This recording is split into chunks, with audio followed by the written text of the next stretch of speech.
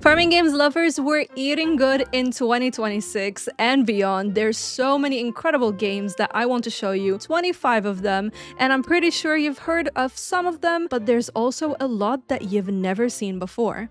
Now, don't come for me, but I think it's astonishing that a lot of people, especially women, y'all be loving these murder documentaries, mystery murder stuff. I'm just I personally cannot do it because I'm like what? But it's no wonder that a game called Grave Seasons has been taking the internet by a storm.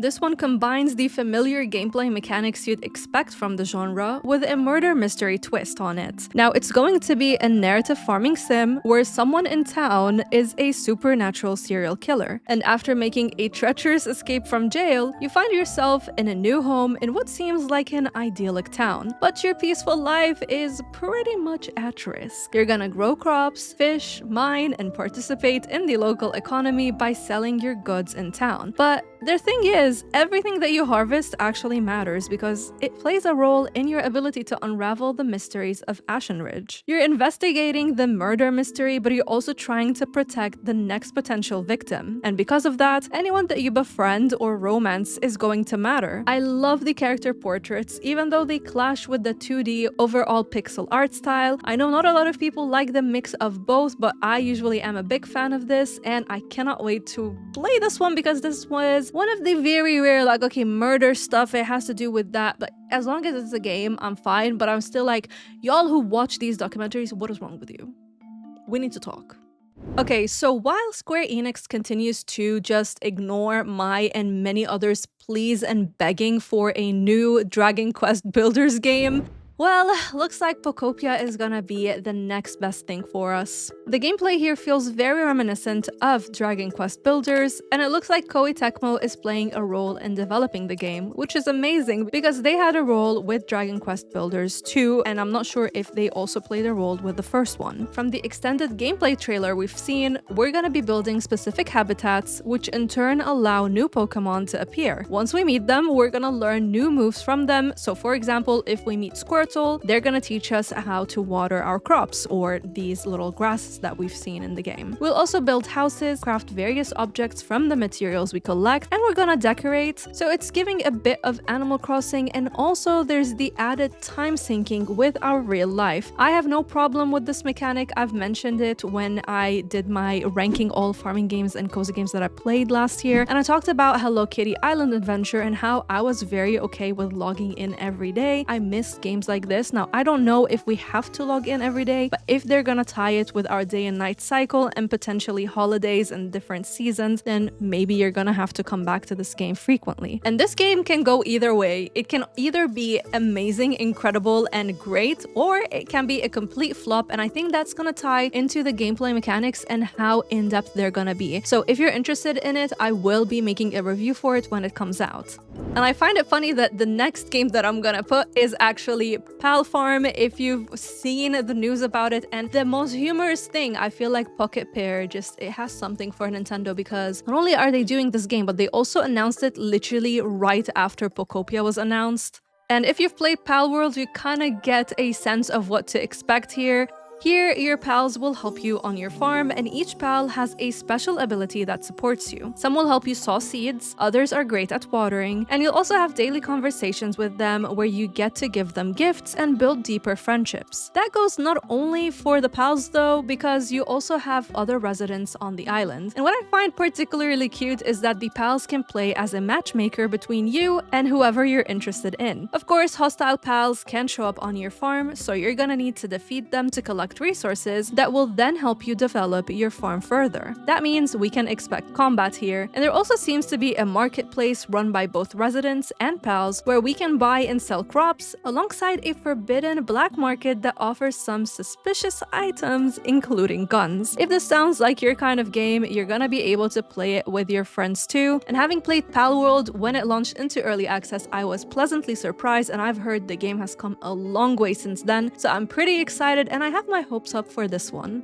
Moonlight Peaks is a new IP published by Xseed Games and Marvelous Europe, and you already know, if you're a fan of this channel, that I adore their games. And this time around, we're gonna be playing a farming game where we're running a farm, but here's the twist. we're a vampire. So you're gonna be mastering potion making and spellcasting while tending to your supernatural farm. When it comes to relationships, you can befriend and even romance local werewolves, witches, and mermaids. I love the art style, the color palette is very special, it looks very cute, and the overall vibe of this game is giving me so much cuteness. The whole experience is also giving wildflowers, which, as you know, is also one of my favorite games, so let's see how this one turns out.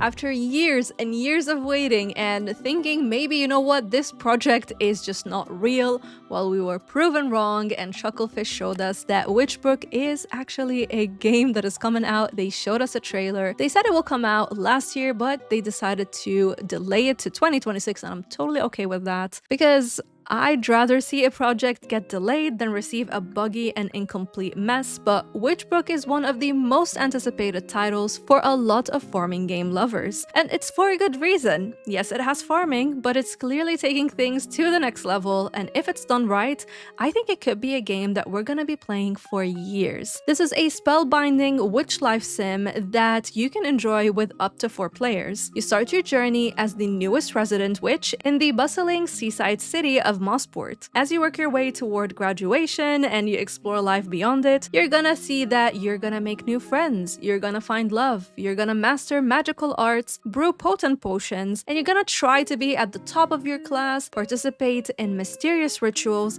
and consult the stars to see what the future holds. What I'm mostly interested in is that the developers promised us a very lively world, one that not only changes with the seasons, but it also features townsfolk with intricate schedules and lives of their own. This feels like it can be very immersive, and I cannot wait to play this one.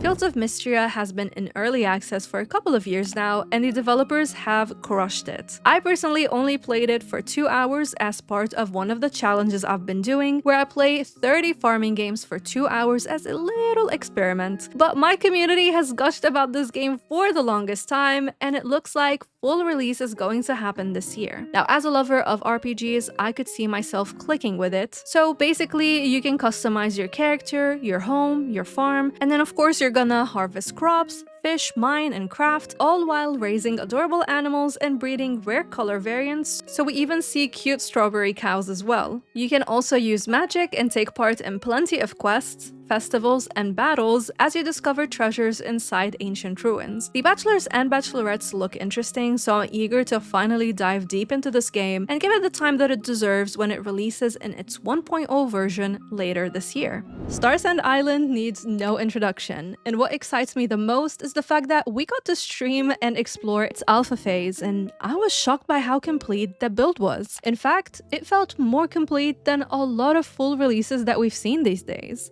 It's also kind of funny because when the game was just a teaser on Steam, well, I might be one of those people who also thought that it will probably be a scam because, let's be real, a lot of farming and cozy games were turning out to be a scam. Well, lucky for us, it's actually real, it looks amazing, and it's all about immersing yourself in a Chinese-inspired pastoral life where you live in harmony with nature. You'll be growing your own fruits and vegetables, fishing, raising barn animals, and using drones to slowly automate your farm. You also enjoy building and decorating your home, and there seems to be a lot of in-depth customization options. And as an RPG lover myself, I'm an RPG enthusiast through and through. I'm especially excited about delving into the mystic ruins and taking part in exciting battles. It looks like there's gonna be some bizarre creatures, ancient ruins, rare treasures, and hidden mineral veins waiting to be uncovered, and if you haven't guessed already, I am so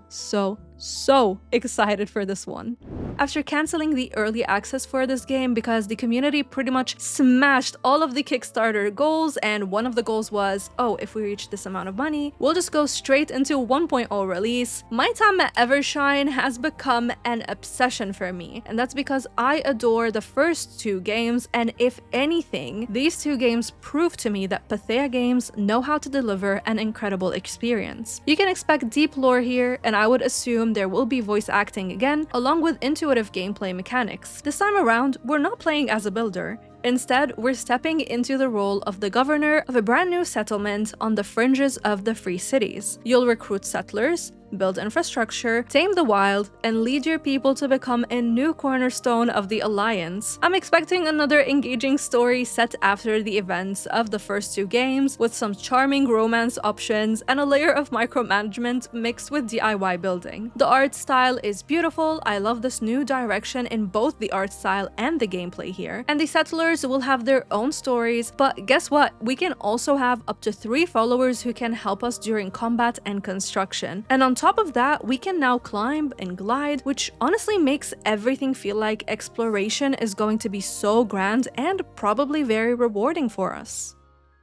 If you like Grounded and you were like, you know what, I wish it was a farming game, I think you're gonna like this one, because it would pretty much look like Fourleaf Fields. This is yet another game that's trying to do something different, and I'm 100% here for it. First of all, the art style is so cute, but the real twist is the scale of this game. You're in a tiny world where you're no bigger than a carrot. That means you're gonna be growing towering crops, caring for tiny farm bugs, and uncovering a web of secrets fueled by gossip. You can play solo or online with friends, and I gotta say the gameplay mechanics look pretty innovative. For example, you're gonna be shooting massive water droplets to water your crops, and you're gonna slice enormous carrots and pumpkins into pieces just so you can harvest them. Even the animals you care for are insects, so expect to look after moths, bees, butterflies, and ladybugs. I appreciate this fresh perspective on farming games, and on top of that, there seems to be a strong focus on exploration, which I adore. So we've got forests, mountains, and even everyday human items that we can investigate.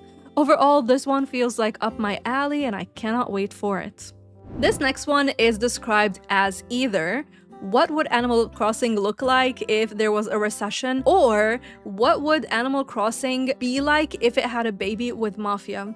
Have I got your attention? Well, good. This one is called Critterville Goes Bankrupt. You inherit a royal title and preside over a cast of woodland critters while trying to survive an industrial revolution. So this is pretty much a town life RPG that combines farming, village management, home building, and you being in charge while everyone in town is, well, guess what? They're on the verge of bankruptcy. The characters react to your choices in unpredictable ways, and I found it so funny. For example, if you forgot someone's birthday, well, they're gonna sue you. And if you tell ghost stories, you can pretty much start rumors about the town being haunted, and I don't see how this is gonna be good for anyone. There are lots of daily events that can cause chaos, and of course, an empire isn't built alone, so you're gonna meet a range of suitors and build partnerships with neighboring human nobles. I feel like this game has a nice balance between quirkiness, fun, and not taking itself too seriously, and I hope that the developer puts enough love into it so that they can include solid quality of life features, because games like this can become very overwhelming, so I hope the best for it.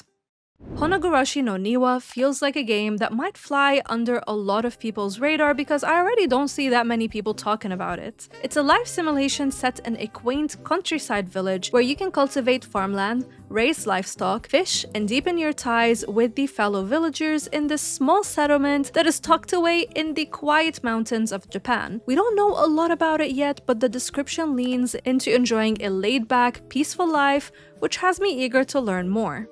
Japanese Rural Life Adventure is another relaxing, slow life sim set in a traditional Japanese countryside, and it looks gorgeous. You'll be fixing up an old house, making sure your yard is well cared for, growing your own crops, and becoming more self-sufficient over time. You can cook using the crops you harvest, and enjoy different events that unfold with the seasons. Villagers also have side quests for you to complete, and the developers are promising over 100 hours of playtime, and it looks like there will be a wide range of activities including fishing, bug catching, and exploring a variety of different areas.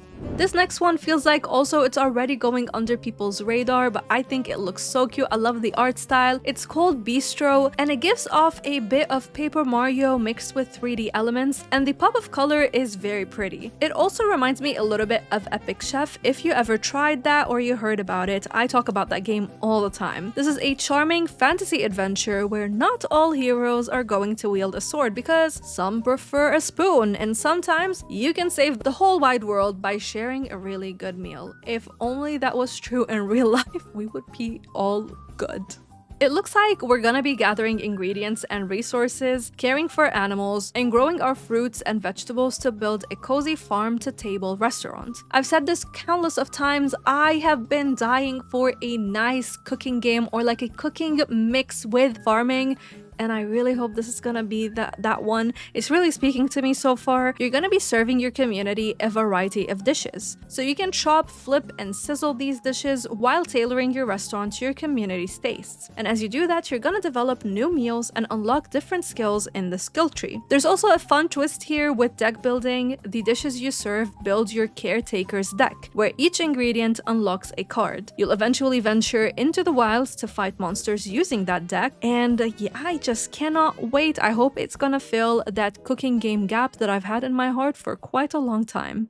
Now, if you like classic 2D hand-drawn games and a little bit of storytelling that is pretty much a love letter to Studio Ghibli and Harry Potter, this next one is definitely the one for you. Is it Aether or Aether? Whatever that first term is, but Aether, Wizard Life needs to be on your wish list. First of all, just look at how beautiful it is. This is a cozy adventure where you apprentice as a young wizard in a haunted town filled with magic, mystery, and romance. Your goal is to become the Archmage, and to do that, you're gonna have access to over 30 wizard skills, including potion making, spell casting, weapon crafting, and summoning, just to name a few, and you'll also be seeking out the 13 lost elementals hidden away by the last Archmage. So you're gonna head into dangerous dungeons to restore peace. Along the way, you can build a castle, marry one of the dateable NPCs, and share your home with creatures like alpacas and unicorns. This is giving me a strong Spiritfarer vibe if you've ever played that game before, and I also love that we can run our own potion shop and help rebuild and revive the town while fulfilling requests from the townsfolk and helping them rebuild their lives. This game is screaming Miss Bubbles, so I'm definitely playing it.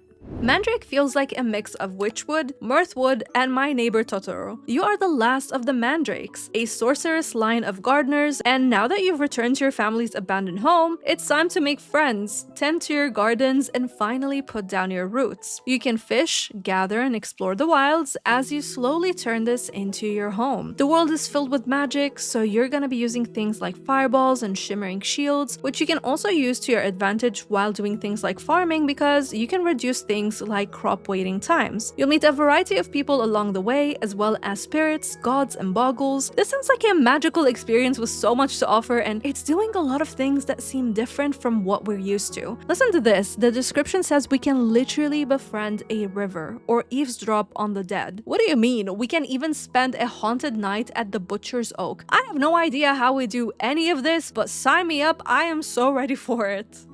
If you enjoy games inspired by the folklore of southwestern China, then the Sisterhood Pasture cozy folklore farming is going to be up your alley. I don't know why this name is so long, but it is what it is. This cozy pixel art farming game blends life sim elements with management, allowing you to tend your farm, embrace rural traditions, and build bonds with a vibrant community in a tranquil pastoral world. Your grandmother has left you this vacation lodge in a mysterious valley that's actually home to mostly women. You'll be rejuvenating the mansion, raising adorable animal friends, fishing, cooking, and of course harvesting crops, all while attracting new guests. You can also run your own souvenir shop and hire helpers if things start to feel a bit overwhelming. On top of that, it looks like there's exploration, opportunities to meet up with friends, learn about their past, and enjoy fun activities together to build deeper connections. I know I sound like a broken record, but I'm always so happy to see farming games try something new, so I cannot wait to try this one.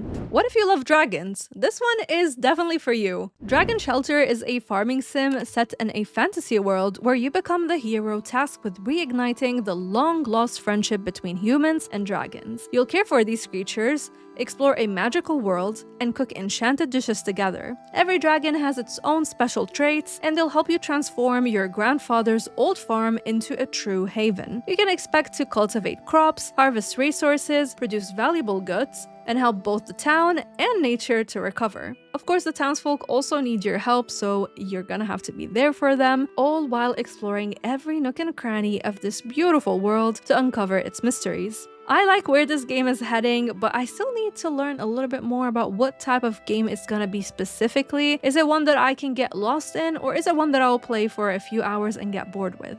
Bloody hell, hotel.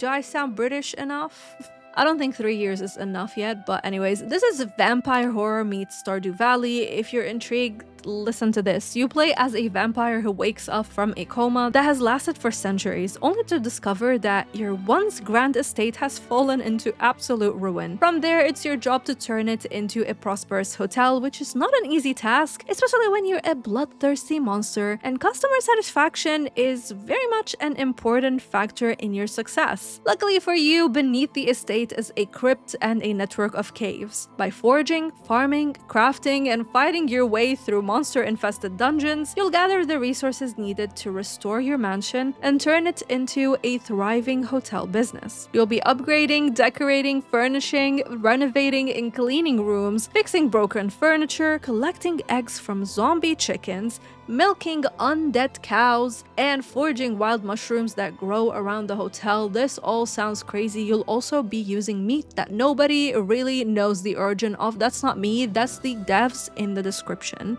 This feels like an absolutely absurd, silly game, and I'm definitely interested. Whimsy Bake and Craft is a laid-back, idle simulation where you run your own workshop. You'll be combining mysterious aquatic ingredients and enchanted crops to craft hundreds of delicious dishes. You can farm, fish, and bake, and the devs are focusing on keeping the controls simple. All you really need is to assign the right tools, ingredients, and staff, then just let time do the rest. I know there's a big audience that loves idle games these days, and it looks like even, your crops are going to grow fairly quickly. Even the fish that you gather seem a bit weird, like there's one called a breadfish. The barter market will fluctuate daily, but the more money you make, the more workstations you can unlock, along with better ingredients to buy. On top of that, you can customize your home, save different design sets, and switch between them whenever you want. The next 3 games are MMOs, which means they will most definitely have gacha mechanics in them. That said, they look so good that I cannot wait to play them. And luckily, I've tested one of them and I had a really good time with it. Before we get into them though, I want to get this out of the way because I see the same comments every single time and I feel like I always have to repeat myself. But in case you have no idea where I stand when it comes to gacha games, I personally have no issue with them as long as gameplay mechanics are not locked behind a paywall. If the gacha mechanics or microtransactions are purely cosmetic, that's never been a problem with me.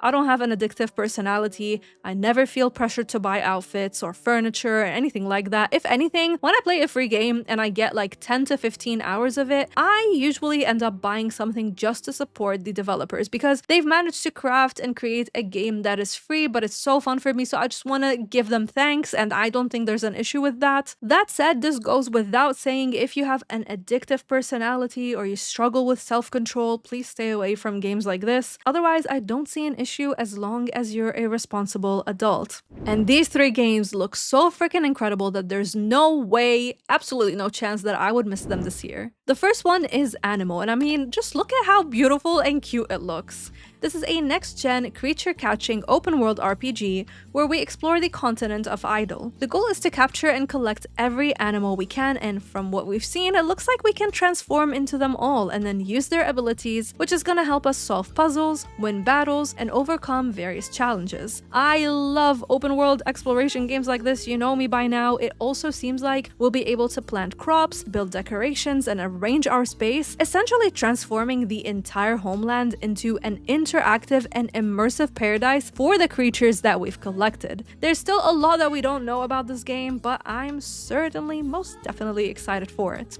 The second one is Petit Planet. I got to play the beta test and I was so happy with what I experienced. To me, this game feels like Animal Crossing, but with a lot more depth, especially when it comes to the animals or the villagers that are moving onto our planet. I love the variety of decorations and the different furniture sets that you can collect, and one of my favorite extra gameplay features is being able to use the car and travel through the sky and visit different planets where you can discover treasure islands or meet new villagers who can then move onto your planet. The only thing that I would love to see added is voice acting because there sure is a lot of dialogue here, but the game already feels incredibly fun, very intuitive to play, and I cannot wait to see more of it.